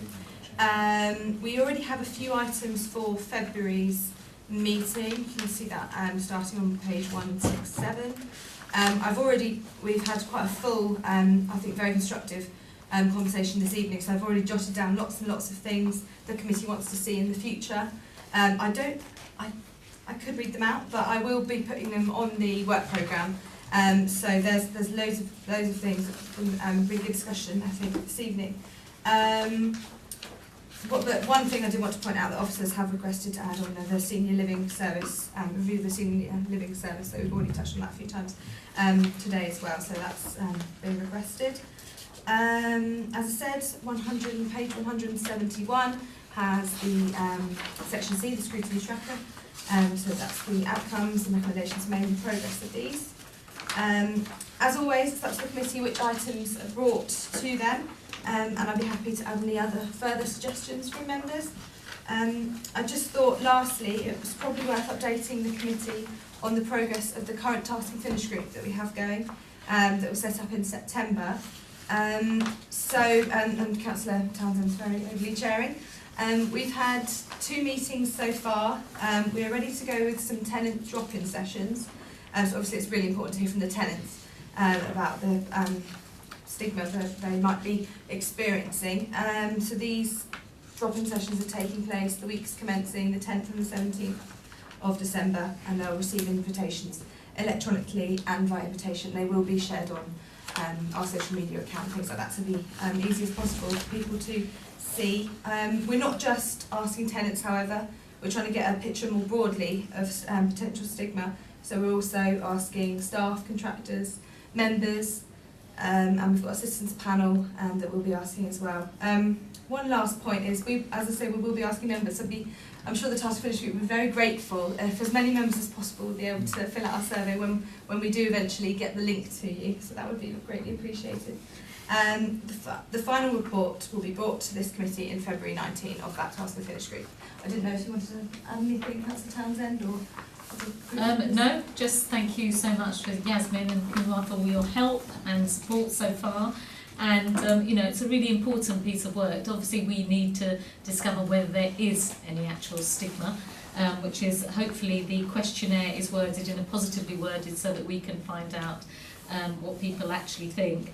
And it is important to get as many tenants as possible to come to the drop-in sessions and give us their information. So hopefully Adrian's going to be helping to push that one forward. And then we've got a very big reading list as well, which they need to carry on reading, members of the group. Thank you for that. Thank you. Okay, any comments?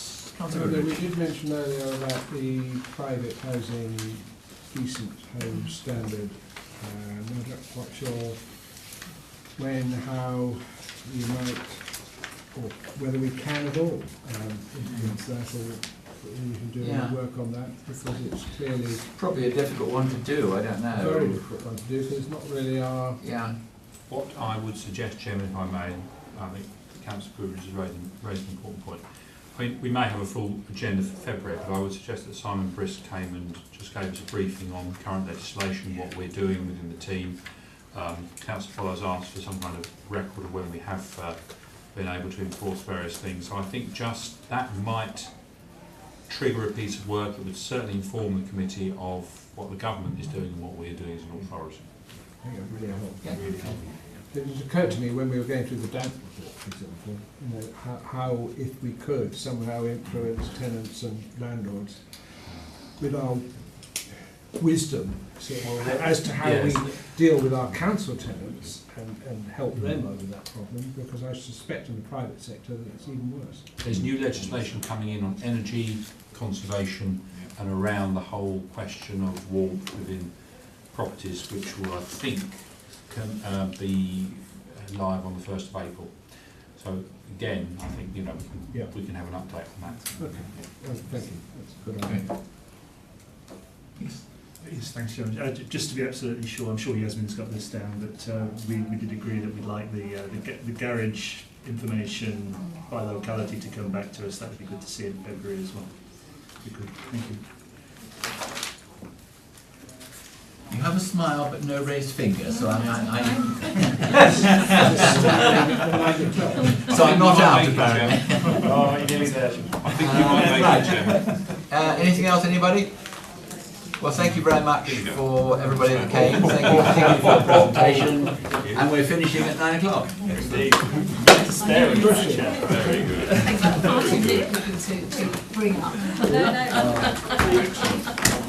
No.